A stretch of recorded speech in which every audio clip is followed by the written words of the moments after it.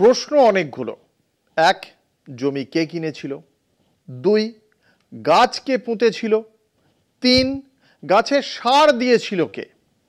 এই ঝামেলা হচ্ছে কেননা গাছের ফল খাওয়ার জন্য হাজির হয়েছেন অনেকেই।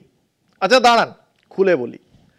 শুক্রবার কেরালায় ভিজিনজাম সমুদ্র বন্দর উদ্বোধন করেছেন প্রধানমন্ত্রী নরেন্দ্র মোদী। আর তারপরেই প্রকল্পের কৃতিত্ব নিয়ে শুরু হয়েছে সিপিএম, কংগ্রেস, বিজেপির দড়ি টানাটানি। কংগ্রেসের দাবি তাদের সময় ভিত্তিপ্রস্তর স্থাপন আর চুক্তি স্বাক্ষর। সিপিএমের দাবি পরিকল্পনা বাস্তবায়ন তাদের আমলে। আর বিজেপির দাবি 1, কেন্দ্রের সহায়তা, 2, প্রধানমন্ত্রীর দূরদৃষ্টি। কিন্তু তার থেকেও বড়, পিপিপি মডেলে তৈরি এই বন্দরে কেরালা সরকারের অংশীদার আদানি গ্রুপ। যে বাম কংগ্রেস আদানি নিয়ে দুবেলা বিজেপি তথা নরেন্দ্র মোদীকে আক্রমণ করে, তারা এবেলা আদানির দোষ দেখছেন না কেন? আদানি ততক্ষণই ভালো যতক্ষণ সে আমার আদানি, নাকি ঘুরে ফিরে সেই ভোটের হিসেব? আগামী বছর কেরালায় ভোট, হ্যাঁ ভোট বড় বালাই। শুক্রবার কেরালার তিরুবনন্তপুরমে ভিজিনজাম সমুদ্র বন্দর উদ্বোধন করেছেন প্রধানমন্ত্রী নরেন্দ্র মোদী।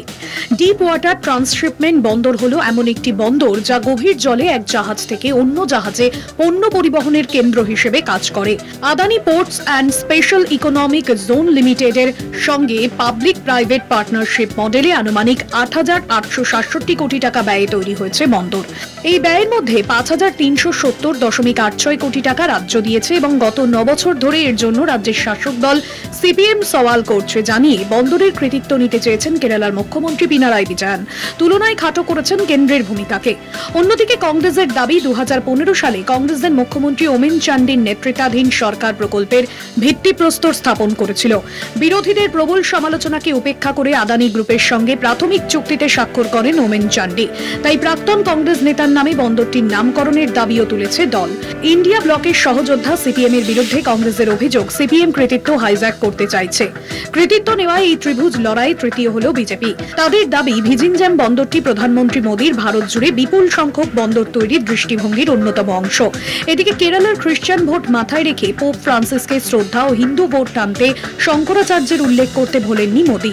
আবার আদানি গোষ্ঠীর ভূমিকার উল্লেখ করে প্রধানমন্ত্রী বলেন, বেসরকারি সংস্থা বন্দর পরিকাঠামোয় অংশগ্রহণ করায় বন্দর আরও আধুনিক ও দক্ষ হয়েছে। ঠিক এখানেই বিজেপির যুক্তি, মোদীর সঙ্গে আদানির নাম বরাবর একসঙ্গে উচ্চারণ করে কটাক্ষ করে বাম কংগ্রেস। এখন আদানি যেই কেরলে বিনিয়োগ করলেন, সঙ্গে সঙ্গে তিনি কোন ওয়াশিং মেশিনে ধুয়ে পবিত্র হয়ে গেলেন? আগামী বছর বাংলার সঙ্গেই কেরালার 140 আসনে বিধানসভা নির্বাচন।